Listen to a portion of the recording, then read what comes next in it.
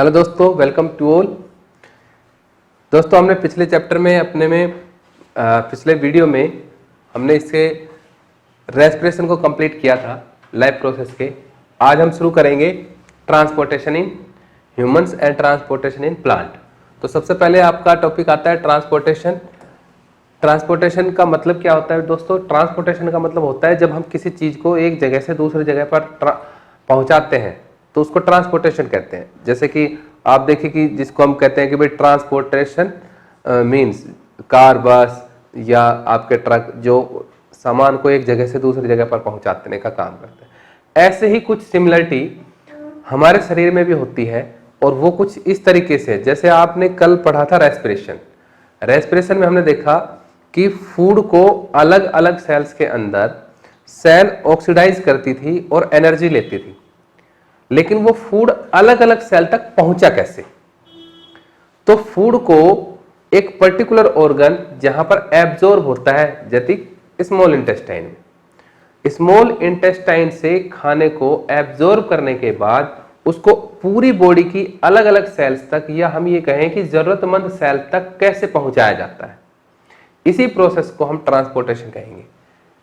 कि absorb food को organ of absorption से लेकर और सभी सेल्स तक रिक्वायरमेंट जहां पर होती है वहां तक पहुंचाने की प्रोसेस को ट्रांसपोर्टेशन कहा जाता है। Means transfer of food from the absorption to the requirement of different cells, that is called transportation. अब ट्रांसपोर्टेशन में जो काम करने का काम करता है, यानी कि फूड को एक जगह से दूसरी जगह पर पहुंचाने का काम करता है ब्लड। एक ऑर्गन से, एक पार्ट से दूसरे ऑर्गन, दूसरे पार्ट तक पहुंचाने का काम ब्लड करता है। तो एक्टिविटी जो 6.7 है, अब आपकी नई एक्टिविटी है, इसमें आपको ब्लड के बारे में कुछ कॉमन सी चीजें पूछी गई हैं जो कि आप लोग सब जानते हैं या आप लोगों ने पहले सुना है।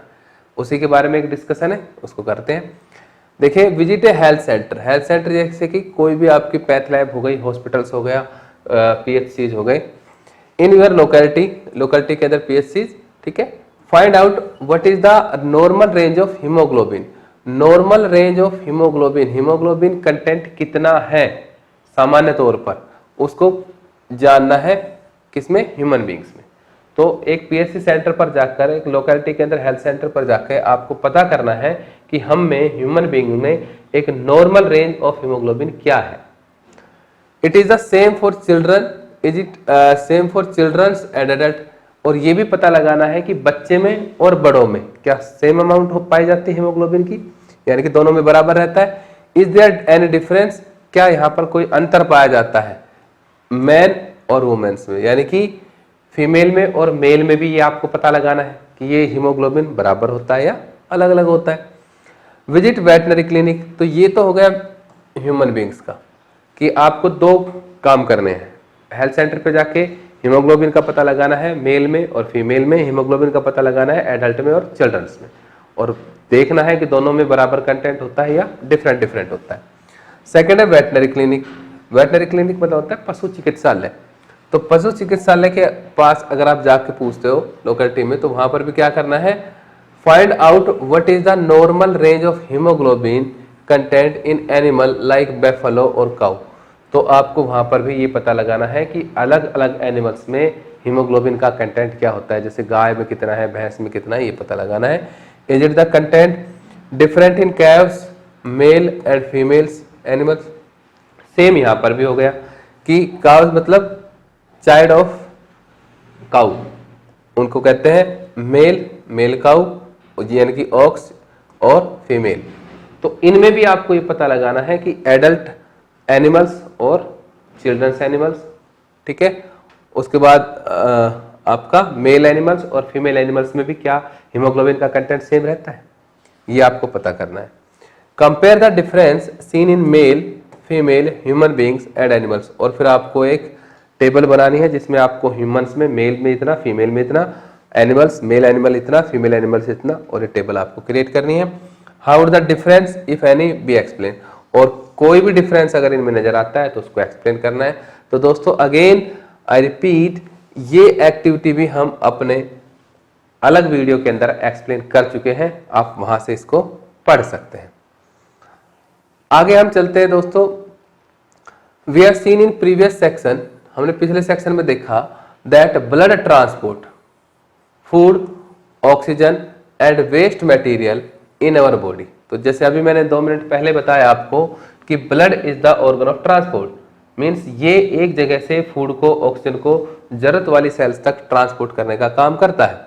In class 9th we learn about the blood being fluid connective tissue, और 9th क्लास में हम पढ़ चुके हैं ब्लड क्या है। तो दोस्तों देखो यहाँ पर एक डेफिनेशन भी आती है, आपसे पूछा जाता है व्हाट इज ब्लड, तो आप आंसर में लिखेंगे blood is a fluid connective tissue.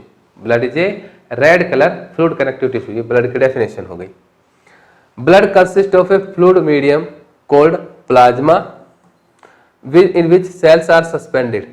अब देखो यहाँ पर 2 चीजें आपको बताई गई हैं, कौन कौन सी चीजें दोस्तों देखो, कि पहले तो आया डेफिनेशन व्हाट इज ब्लड, ठीक है, पहला क्या आई व्हाट इज ब्लड, पहले definition I what is blood.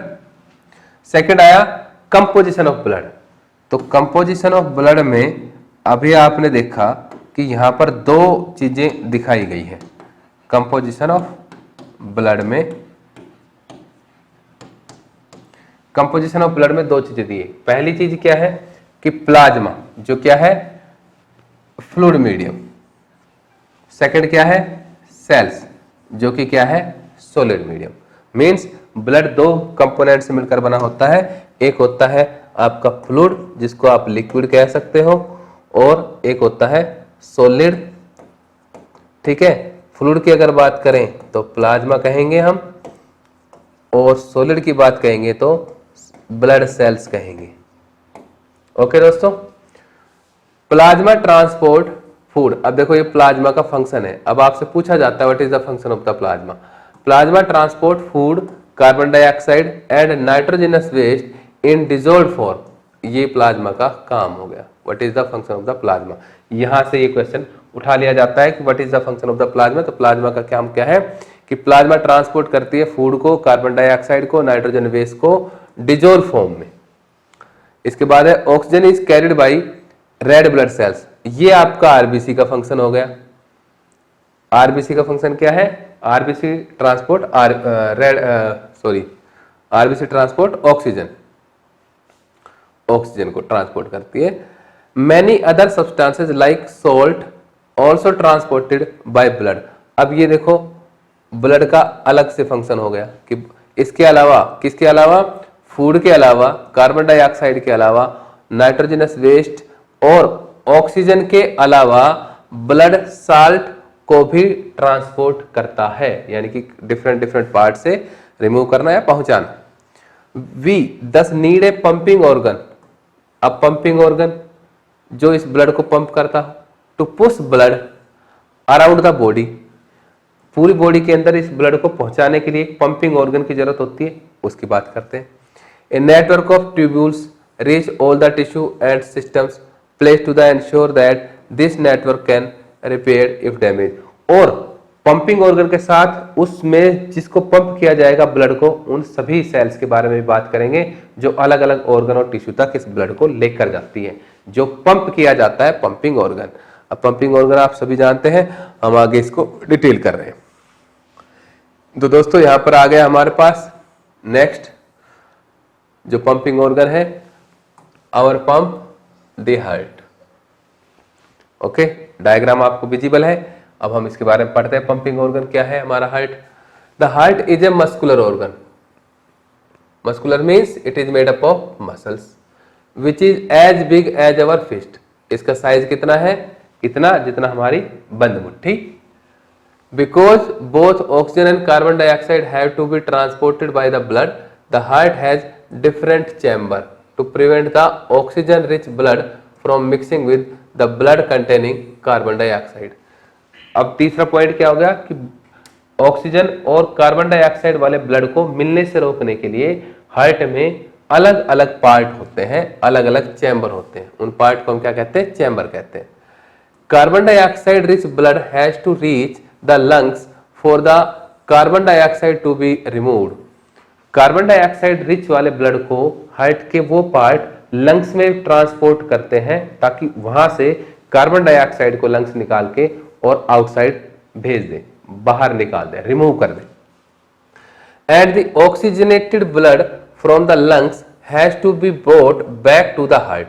और ऑक्सीजन कंटेनिंग ब्लड, जैसे ऑक्सीजन हमने रेस्पिरेशन पढ़ लिया था, ऑक्सीजन आती है एल्वुलाई के पास लंग्स में और एल्वुलाई से वो आती है ब्लड में। अब ब्लड उस ऑक्सीजन रिच ब्लड को वापस लेकर आता है हार्ट में, बैक टू द हार्ट।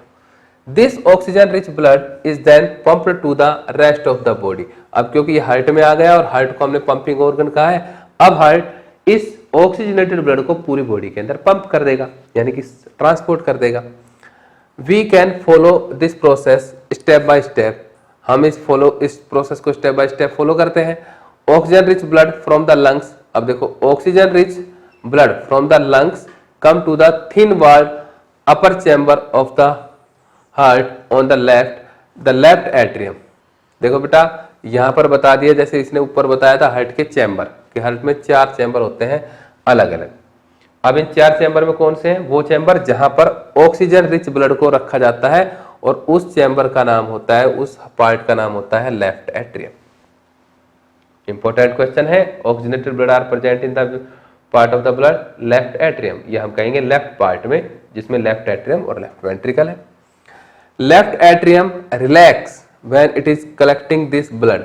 जब लेफ्ट एट्रियम ये यहां पर है, यहां से जैसे ही ब्लड इसमें आता है तो रिलैक्स करता है, ठीक है। Relax is then contract the left atrium relax when it collecting the blood. जब इसमें ब्लड आ जाता है तो ये रिलैक्स कर लेता है, क्योंकि फिल हो गया है। उसके बाद क्या होता है? इट देन कॉन्ट्रैक्ट, अब ये कॉन्ट्रैक्ट होगा लाइक दिस, कॉन्ट्रैक्ट होगा तो क्या होगा? While the next chamber left ventricle expand. तो यहां जब ये कॉन्ट्रैक्ट होगा तो ब्लड पंप हो जाएगा लेफ्ट वेंट्रिकल में। लेफ्ट वेंट्रिकल में जब ब्लड आएगा तो लेफ्ट वेंट्रिकल फैलेगा, एक्सपैंड होगा, so that the blood is transferred to it. क्यों? क्योंकि ब्लड अब लेफ्ट एट्रियम से निकलकर लेफ्ट वेंट्रिकल में आ गया है। When the musculars left ventricle contract, it is turned, the blood is pumped out to the body। अब जब ये पंप करे, कॉन्ट्रैक्ट करेगा लेफ्ट वेंट्रिकल, तो ब्लड पूरी बॉडी के अंदर ट्रांसपोर्ट हो जाएगा। तो ये मैकेनिज्म पढ़ रहे हैं हम, ब्लड का पंपिंग ऑर्गन का, सॉरी हार्ट का, यानी कि पंपिंग ऑर्गन का फंक्शन पढ़ रहे हैं, मैकेनिज्म पढ़ रहे हैं। How heart transport the blood to the different body parts and collect the deoxygenated blood from the different body parts. This is the mechanism of the blood transport by the heart. Okay, next deoxygenated blood। अब oxygenated blood का यहां पर काम हो गया। oxygenated blood में अगर आपने देखा तो ब्लड हार्ट में किस तरीके से आया और किस तरीके से गया।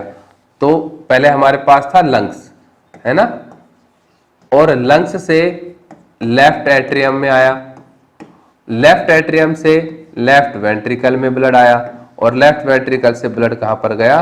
बॉडी पार्ट्स में, पूरी बॉडी के अंदर सर्कुलेट हो गया। ये आया ऑक्सीजनेटेड ब्लड का काम। ये कैसा ब्लड था? ऑक्सीजनेटेड, जिसको मैंने ऑक्सीजन से रिप्रेजेंट कर दिया है। ओके, अब है डीऑक्सीजनेटेड ब्लड की, कि deoxygenated blood comes from the body to the upper chamber of the right, जिसको हम क्या कहते हैं? Right atrium. deoxygenated blood ये आपका राइट एट्रियम है, ये आपका राइट एट्रियम, दिस वन, ठीक है। एज इट एक्सपेंड, अब राइट एट्रियम एक्सपेंड होगा। As the right atrium contract, अब राइट एट्रियम कॉन्ट्रैक्ट होगा तो ब्लड कहां पर पास होगा? लोअर चैम्बर राइट वेंट्रिकल, तो ब्लड कहां पर चला जाएगा? राइट वेंट्रिकल में, इसमें आ गया, this is right ventricle. Okay, this transfer blood to the right ventricle which in turns pump it to the lungs for the oxygenation. अब राइट वेंट्रिकल जब इस ब्लड को कॉन्ट्रैक्ट होगा तो ये ब्लड कहां पर ट्रांसपोर्ट होगा?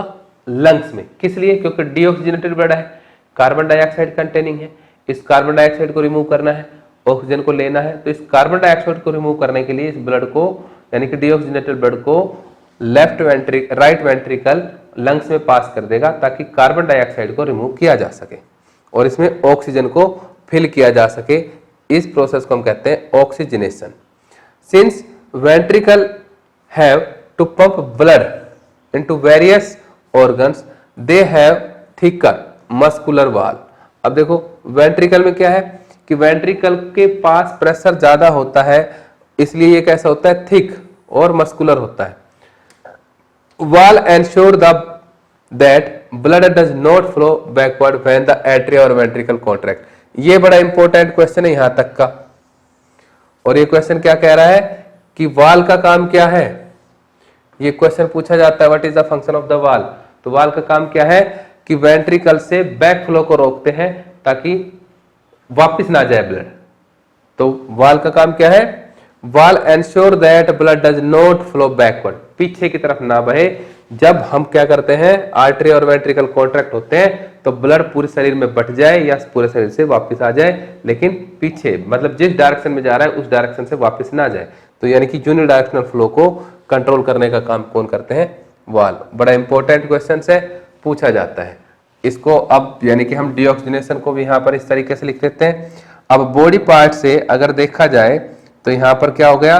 Carbon dioxide blood. Carbon dioxide वाला ब्लड यहाँ पर कहाँ पर आएगा? राइट एट्रियम में आएगा। राइट एट्रियम से कहाँ पर आएगा? राइट वेंट्रिकल में आएगा। और राइट वेंट्रिकल से कहाँ पर जाएगा? लंग्स में जाएगा।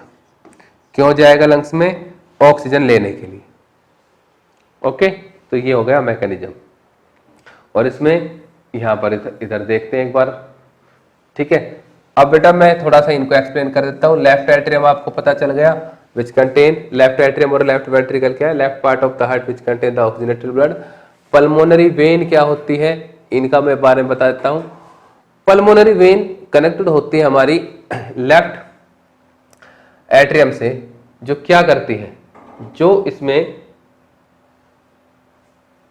पहले आपको आयोर्टा, आयोर्टा इज द मेन आर्टरी। आयोर्टा क्या है? Main artery. क्या करेगी? जो ब्लड को, ऑक्सीजनेटेड ब्लड को पूरी बॉडी के अंदर डिस्ट्रीब्यूट करने का काम करती है, डिस्ट्रीब्यूट करने का काम करती है। जो किससे जुड़ी हुई होती है? आयोर्टा मेन आर्टरी कनेक्टेड होगी डायरेक्टली लेफ्ट वेंट्रिकल से। क्यों? क्योंकि ये प्योर यानी कि ऑक्सीजनेटेड ब्लड को ट्रांसपोर्ट करेगी। आयोर्टा पूरी बॉडी के अंदर ट्रांसपोर्ट करेगी, फिर उसके बाद वेन लेकर आएगी, और जो मेन वेन होगी जिसका नाम होता है vena cava. Vena cava connected होती है राइट एट्रियम से, जो डीऑक्सीजनेटेड ब्लड को पूरी बॉडी से कनेक्ट करके राइट एट्रियम में लाने का काम करेगा। राइट एट्रियम से उसके बाद आएगी हमारे पास पल्मोनरी आर्टरी। पल्मोनरी आर्टरी का काम होता है राइट एट्रियम से, राइट वेंट्रिकल से, और डीऑक्सीजनेटेड ब्लड को ट्रांसपोर्ट करना लंग्स के पास। Similarly pulmonary vein oxygenated blood को, पल्मोनरी वेन ऑक्सीजनेटेड ब्लड को लंग्स से और लेफ्ट एट्रियम में लेकर आने का काम करेगी। I repeat, pulmonary vein oxygenated blood from lungs transfer to the left atrium. Left atrium में ऑक्सीजनेटेड ब्लड को लेकर आने का काम करती है pulmonary vein. Septum is the part which divide the right और left part of the heart. Vena cava is the main vein, या हम कह सकते हैं largest vein, which collect the impure blood, deoxygenated blood. तो these are the part of the heart. हम आगे चलते हैं। अब आगे देखिए बेटा, ये जो प्रोसेस है ट्रांसपोर्टेशन की को एक्सप्लेन किया गया है। जो अभी हमने ऊपर पढ़ा है, जो मैंने अभी बनाया है, ये एज इट इज इस प्रोसेस को इस डायग्राम के द्वारा एक्सप्लेन किया गया है। देखिए, oxygen enter the blood in the lungs.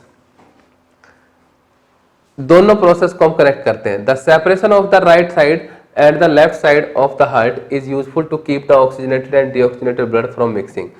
Right और लेफ्ट एट्रियम, राइट और लेफ्ट पार्ट हार्ट का किस लिए होता है? ताकि ऑक्सीजनेटेड और डीऑक्सीजनेटेड ब्लड ना मिले, इसलिए होता है। Such separation allow a highly efficient. अब बेटा एक क्वेश्चन आता है कि हमारे हार्ट में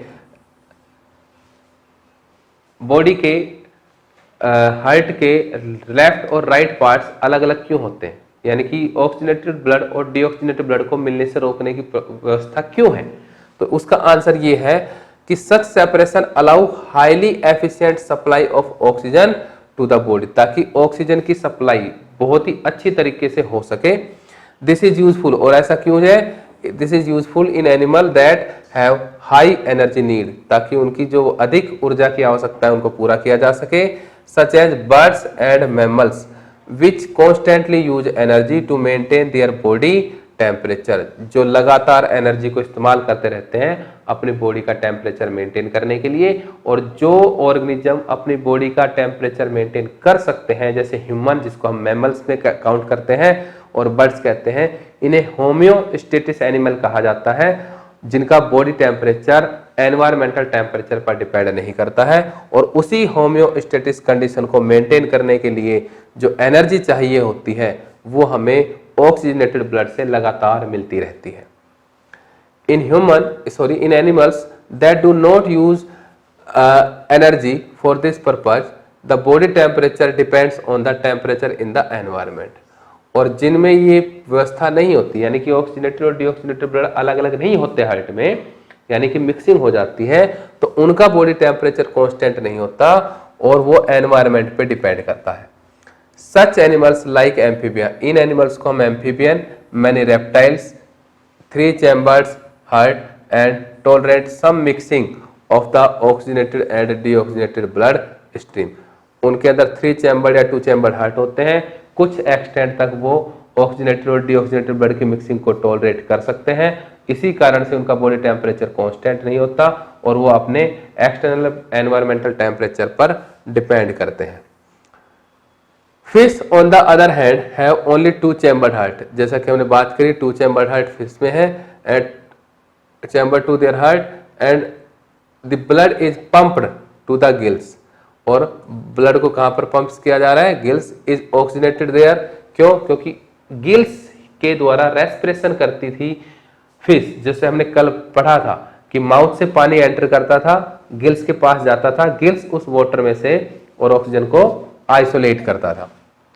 तो गिल्स को पंप किया तो गिल्स क्या करता है? ऑक्सीजन उसमें फिल कर दिया and pass directly to the rest of the body, और ऑक्सीजन लेकर डायरेक्टली उसको बॉडी को सप्लाई कर दिया। Thus the blood goes only once through the heart in the fish during the one cycle of the passage through the body. तो directly pass कर दिया, तो एक चैम्बर में एक ही बार हार्ट में से ब्लड पास हुआ, इसलिए इसको हम सिंगल सर्कुलेशन के नाम से कह सकते हैं। जबकि हमारे हार्ट में 2 बार, एक साइकिल पूरा करने के लिए 2 बार हार्ट से ब्लड पास होता है, इसलिए double circulation. On the other hand it goes through the heart twice मतलब 2 बार during each cycle in other vertebrates, this is known as double circulation. बड़ा इंपॉर्टेंट क्वेश्चन है और इसको आप समझने के लिए डबल सर्कुलेशन को इस तरीके से भी देख सकते हैं। आप देखिए इसमें pulmonary vein from the lungs से पल्मोनरी वेन्स ऑक्सीजनेटेड, रेड वाला पार्ट जो है वो ऑक्सीजनेटेड ब्लड है, ब्लू वाला है वो डीऑक्सीजनेटेड ब्लड है। तो ऑक्सीजनेटेड ब्लड को लेफ्ट एट्रियम में लेकर आती है पल्मोनरी वेन्स, लेफ्ट एट्रियम से लेफ्ट वेंट्रिकल, और लेफ्ट वेंट्रिकल से आयोर्टा जो कि मेन आर्टरी है, इस ब्लड को बॉडी के अलग अलग पार्ट में डिस्ट्रीब्यूट कर देती है। बॉडी के डिफरेंट पार्ट यहां पर ऑक्सीजन और डीऑक्सीजनेटेड ब्लड को आइसोलेट करते हैं, अलग अलग अपनी जरूरत के हिसाब से ऑक्सीजन लेते हैं और उसमें कार्बन डाइऑक्साइड को फिल कर देते हैं। इन कार्बन डाइऑक्साइड कंटेनिंग ब्लड को कैपिलरीज इकट्ठा करके, और जो ब्लड की डीऑक्सीजनेटेड ब्लड को कैरी करने वाली मेन वेन है जिसको वेना केवा कहते हैं, उसको सप्लाई करते हैं। वेना केवा इस डीऑक्सीजनेटेड ब्लड को राइट एट्रियम में लेकर आती है। अब देखो, पहली बार तो ब्लड एंटर हुआ यहां पर, लंग्स से आया और लेफ्ट एट्रियम में। एक बार आया यहां से राइट लेफ्ट वेंट्रिकल से बॉडी में। अब बॉडी से फिर से राइट एट्रियम में आता है ब्लड। तो कौन सी बार आ रहा है? Second time. फर्स्ट टाइम यहां आया, सेकंड टाइम यहां आया, फिर राइट वेंट्रिकल, और राइट वेंट्रिकल से क्योंकि ये कार्बन डाइऑक्साइड CO2 वाला ब्लड है तो इसको ऑक्सीजनेशन कराने के लिए वापस लंग्स में गया ब्लड। और यहां पर देखो ये ब्लू जो कि कार्बन डाइऑक्साइड कंटेनिंग था, लंग्स में गया किसके थ्रू? पल्मोनरी आर्टरी के through. Pulmonary artery right ventricle से डीऑक्सीजनेटेड ब्लड को और लंग्स को पास करती है फॉर ऑक्सीजनेशन। अब ये चक्र यहां पर कंप्लीट हो गया। भाई लंग्स से ही चला था ब्लड और इस तरीके से चाहता हुआ, तो एक बार हार्ट में यहां आया, फिर यहां से और फिर यहां पर आया, और यहां से फिर यहां पर गया, तो यहां पर चला और यहीं पर खत्म हुआ, तब हम एक साइकिल कहते हैं। लेकिन इस एक साइकिल को पूरा करने के लिए ब्लड एक बार यहां पर आता है, एंटर करता है हार्ट में, और फिर बॉडी को सप्लाई करता है। बॉडी को सप्लाई करने के बाद डीऑक्सीजनेटेड को यहां पर फिर एंटर करता है और यहां से फिर लंग्स में पहुंचता है। तो इसका मतलब during one cardiac cycle blood pass twice through the heart, so it is called double circulation. Okay, तो ये डबल सर्कुलेशन था। तो दोस्तों अब थोड़ी common information regarding to the blood, जैसा कि आप सभी जानते हैं ये पॉइंट हम अक्सर डेली लाइफ में डील करते रहते हैं। The force that blood exert against the wall a vessel is called the blood pressure, यानी कि जो ब्लड वॉल के ऊपर जो प्रेशर एक्सर्ट करता है उसको ब्लड प्रेशर कहते हैं। This pressure is much greater in arteries, ये ब्लड प्रेशर आर्टरी में ज्यादा होता है क्योंकि आर्टरी ब्लड को सप्लाई करते हैं बॉडी के अंदर। Then the veins, vein collect करती है तो उनमें प्रेशर कम, आर्टरी में प्रेशर ज्यादा। The pressure of the blood inside the artery during ventricles is systole. अब देखो the pressure of the blood inside artery during systole, systole का मतलब होता है कॉन्ट्रैक्शन। जब हार्ट कॉन्ट्रैक्ट होता है और वेंट्रिकल के अंदर पास होता है तो उस प्रोसेस को हम कहते हैं सिस्टोल। कॉन्ट्रैक्शन के टाइम पे is called the systolic pressure. और उसके बाद है pressure in artery during the ventricular diastole. Diastole का मतलब होता है रिलैक्सेशन, जब रिलैक्स होता है, यानी कि जब हार्ट में ब्लड भरता है तब ब्लड रिलैक्स होता है, उस प्रोसेस को हम कहते हैं diastole. Is called the diastolic pressure, और उस टाइम के प्रेशर को diastolic pressure. The normal systolic pressure is 120 mm of Hg and diastolic pressure is 80 mm of Hg। इसलिए हम कहते हैं the normal blood pressure of a healthy man is 120/80 mm of Hg। ये normal blood pressure है, इसको इस तरीके से लिखा जाता है। Blood pressure is measured with an instrument, बड़ा इंपॉर्टेंट है, और ये आप स्पेलिंग याद करेंगे तो देखेंगे बड़ी इंटरेस्टिंग, कितनी बड़ी स्पेलिंग होती है। और इस इंस्ट्रूमेंट का नाम बहुत से लोग नहीं जानते हैं, जो ये हाथ पर एक पट्टी लगाकर इस तरह से पंप किया जाता है और फिर डॉक्टर उसको चेक करता है स्टेथोस्कोप लगाकर। तो इस ऑर्गन को जिस पे ये पट्टी होती है, पंपिंग पार्ट होता है, और उसमें जहां पर ये ब्लड एक mm यानी कि Hg मरकरी उसमें आपको एक मीटर स्केल की तरह ऊपर चढ़ती हुई दिखाई देती है। इस इंस्ट्रूमेंट को हम क्या कहते हैं? Sphygmomanometer, which is known as sphygmomanometer, which is used to measure the blood pressure. किस लिए यूज होता है? To measure the blood pressure. ये इसका पंपिंग ऑर्गन हो गया। ये वो बेल्ट होती है जो हाथ पर बांधी जाती है, और ये मीटर स्केल जहां पर ऑब्जर्व किया जाता है। इस इंस्ट्रूमेंट को स्फिग्मोमैनोमीटर के नाम से जाना जाता है। High blood pressure is also called hypertension, जैसे आप लोग आम भाषा में भी यूज करते हैं कि भाई आप क्यों इतना हाइपर हो रहे हैं। हाइपर मींस ज्यादा, जब ब्लड प्रेशर बढ़ जाता है, यानी कि 120 से ब्लड प्रेशर ज्यादा हो जाए, यानी कि 130 140 हो जाए, उस कंडीशन को हाइपरटेंशन कहा जाता है। Is called by the constriction of arterioles which result in increase resistance to the blood flow. और ऐसा इसलिए होता है कि जो ब्लड में आर्टरीज हैं उनके अंदर कोलेस्ट्रॉल जमा होने के कारण ये थोड़ी नैरो हो जाती है, तो ब्लड प्रेशर बढ़ जाता है। इस कंडीशन को हाइपरटेंशन कहा जाता है। It can lead to the rupture of artery and internal bleeding, और इसके कारण अंदर आर्टरी फट भी सकती है जिससे ब्लड अंदर निकलता रहता है। तो इस प्रोसेस को हम क्या कहते हैं, इंटरनल ब्लीडिंग या रप्चर ऑफ आर्टरी कहते हैं। तो दोस्तों हाइपरटेंशन का मतलब आप समझ गए होंगे। हाइपरटेंशन क्या होती है, हाई ब्लड प्रेशर, यानी कि ब्लड प्रेशर कहाँ चला गया, 120 से ऊपर। अब कोई आपसे पूछे कि what is the name of the low blood pressure, कि ब्लड प्रेशर अगर 80 mmHg से नीचे आ जाए तो उसको आप क्या कहेंगे, तो दोस्तों उसको कहते हैं हम हाइपोटेंशन। हाइपो मतलब लो, इसका अपोजिट दिस इज हाइपर, और हाइपो का मतलब होता है लो।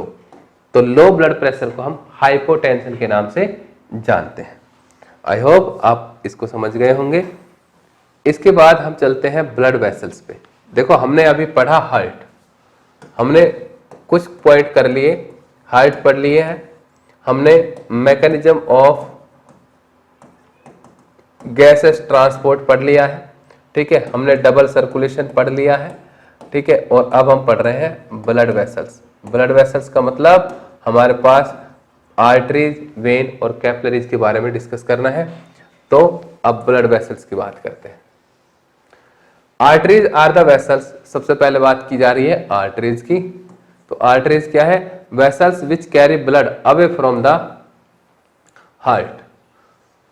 आर्टरी वो ब्लड वेसल्स होते हैं जो हार्ट से ब्लड को लेकर जाती है दूर, यानी कि वेरियस बॉडी ऑर्गन्स तक। Since the blood emerge from the heart under high pressure the arteries have thick. अब क्योंकि हार्ट एक हाई प्रेशर पंप करता है तो आर्टरीज के अंदर बहुत ज्यादा प्रेशर होता है। उस प्रेशर को टॉलरेट करने के लिए आर्टरी की वॉल थिक होती है और इलास्टिक होती है, ताकि उस ब्लड प्रेशर को टॉलरेट किया जा सके by the arteries. Vein collect the blood, दूसरी आते हैं हमारे पास वेन्स।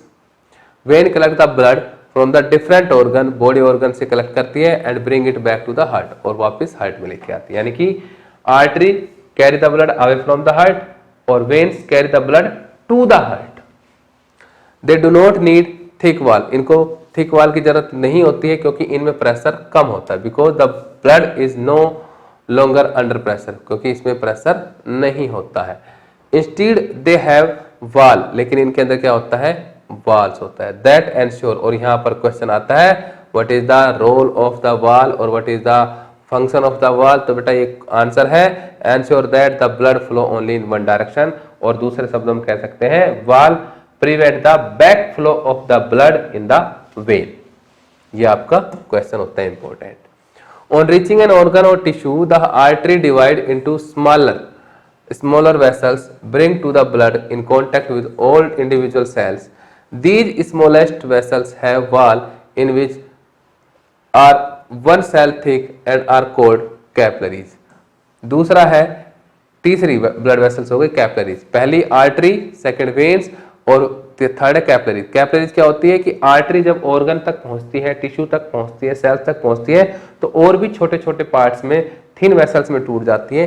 इन थिन वेसल्स को हम कैपिलरीज कहते हैं, जहां पर एक्सचेंज, अब ये what is the function of capillaries में यहां पर इस लिखेंगे हम, exchange of material between the blood and surrounding sale tax place across this thin wall. यानी कि कैपिलरीज में एक्सचेंज ऑफ न्यूट्रिएंट्स और हम कह सकते हैं गैसेज का एक्सचेंज होता है ब्लड और टिश्यू के बीच में। The capillaries then join together form a veins that convey the blood away from the organ और टिश्यू, और फिर ये कैपिलरीज वापस जुड़ जाती है और जुड़ने के बाद बनाती है वेन्स, और वेन्स क्या करती है, उस ब्लड को, डीऑक्सीजनेटेड ब्लड को वापस हार्ट में लेकर जाने का काम करती है। तो दोस्तों यहाँ पर जो क्वेश्चन आता है, यहाँ पर मेन क्वेश्चन आता है difference between artery and veins. तो इस पर भी हमने अपने नोट्स में डिटेल में डिफरेंस को एक्सप्लेन किया है कि what are the arteries, what are the veins और व्हाट आर द कैपिलरीज। तीनों के बारे में हमने एक टेबल से एक्सप्लेन किया गया है। ऊपर भी हमने ब्लड के डिफरेंट कंपोनेंट, जिसमें ब्लड प्लाज्मा, ब्लड सेल्स में हमारे 3 ब्लड सेल्स है, आरबीसी, डब्ल्यूबीसी और प्लेटलेट्स, उनके बारे में भी हमने एक डिटेल वीडियो बनाया है। इनके बीच में जितने भी स्मॉल और लॉन्ग आंसर और शॉर्ट आंसर क्वेश्चंस आते हैं, उनके बारे में भी हमने एक वीडियो बना रखा है, आप वहां से भी पढ़ सकते हैं।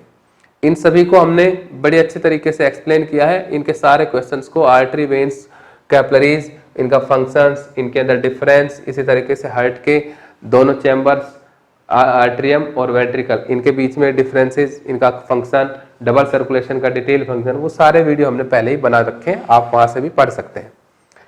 नेक्स्ट बेटा मेंटेनेंस बाय द प्लेटलेट्स। अब देखो ये ब्लड सेल्स का ही एक पार्ट है प्लेटलेट्स, ठीक है।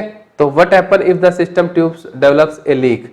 अब क्या कह रहा है कि अगर आर्टरी या वेन्स में लीकेज हो जाए तो क्या होगा। Think about situation when we are injured they start bleeding. तो आप देखते हो चोट लग जाती है, ब्लड आने लग जाता है बाहर, ठीक है। Naturally the loss of the blood from the system has be minimise. तो हमारा शरीर कोशिश करता है कि ये ब्लड लॉस अपने आप रुक जाए, धीरे हो, कम हो जाए। तो इसको हमारी बॉडी रिपेयर करने का काम करती है लगातार। In addition leakage would lead to loss of pressure which would reduce the efficiency of. और जैसे ही अब जैसे कि आप देखो कि पूरी ब्लड वेसल क्लोज है, वहां पर क्या जा रहा है, ब्लड एक प्रेशर के साथ फ्लो है। तो जब लीकेज होता है तो देखो आप टायर पंचर देखते हो, पूरा बिल्कुल जब हवा भरी रहती है तो बिल्कुल स्ट्रेंथन होता है, जैसे उसमें लीकेज होता है तो उसमें बिल्कुल ऐसे कॉन्ट्रैक्शन होने लग जाता है और वो एक लूज सेल की तरह हो जाता है। सेम ऐसे हमारे बॉडी के अंदर बड़ा अच्छा सा प्रेशर था और उसमें लीकेज हो गया तो प्रेशर भी कम हो जाता है, यानी कि उतनी एफिशिएंटली ऑक्सीजन का, न्यूट्रिएंट्स का सप्लाई पूरी बॉडी तक नहीं हो पाता क्योंकि प्रेशर नहीं बन पाता। टू अवॉइड दिस, अब इसको रोकने के लिए blood has platelet cells which circulate around the body and plug these leaks by helping to clot blood at these point of injury. तो ये आपका आ गया प्लेटलेट्स का फंक्शन। जैसे मैंने कहा है कि हमने एक वीडियो बना रखा है जिसमें आरबीसी, डब्ल्यूबीसी, प्लेटलेट्स, तीनों ब्लड सेल्स के बारे में डिफरेंस और उनके फंक्शंस लिखे हुए हैं, आपको समझाए गए हैं, वहां से आप पढ़ सकते हो। ये यहाँ पर फंक्शन हो गया प्लेटलेट्स का। तो what is the function of the platelets. Platelets का फंक्शन है formation of the blood clot at the place of injury, ये इसका प्लेटलेट्स का फंक्शन है। ब्लड के अलावा दूसरा हमारे पास एक टिश्यू होता है जिसको हम लिम्फ कहते हैं। लिम्फ जिस सिस्टम में फ्लो करता है उसको लिम्फेटिक सिस्टम कहते हैं। ब्लड जिस सिस्टम में फ्लो करता है उसको ब्लड सर्कुलेटरी सिस्टम कहते हैं। ब्लड सर्कुलेटरी सिस्टम के हमारे 3 पार्ट थे जो कि हमने पढ़ चुके हैं। पहला पार्ट हमारे पास हार्ट था, उसके बाद सेकंड हमारा पार्ट ब्लड था और थर्ड हमारे पार्ट था वो ब्लड वेसल था। तो ये 3 पार्ट मिलकर हमारे सिस्टम को बनाते हैं, उस सिस्टम को हम कहते हैं ब्लड सर्कुलेटरी सिस्टम। क्या कहते हैं, ब्लड सर्कुलेटरी सिस्टम या ट्रांसपोर्टेंट सिस्टम इन ह्यूमन बींग्स, ठीक है। इसी तरीके से लिम्फ जिस सिस्टम के थ्रू फ्लो करता है उसको लिम्फेटिक सिस्टम कहते हैं। अब लिम्फ क्या है, there is a another type of fluid, ये भी एक दूसरा फ्लूइड है। जैसे blood is a red colour fluid connective tissue था, ऐसे एक फ्लूइड है ऑल्सो इन्वॉल्व इन ट्रांसपोर्टेशन, जो कि ट्रांसपोर्टेशन में इन्वॉल्व होता है। This is called the lymph और टिश्यू फ्लूइड, जिसको लिम्फ या टिश्यू फ्लूइड कहा जाता है। Through the pores present in the wall of the capillaries. अब देखो कैपिलरीज के अंदर बहुत ही माइन्यूट पोर होते हैं, उन पोर से some amount of plasma, proteins and blood cell escape into the intercellular space।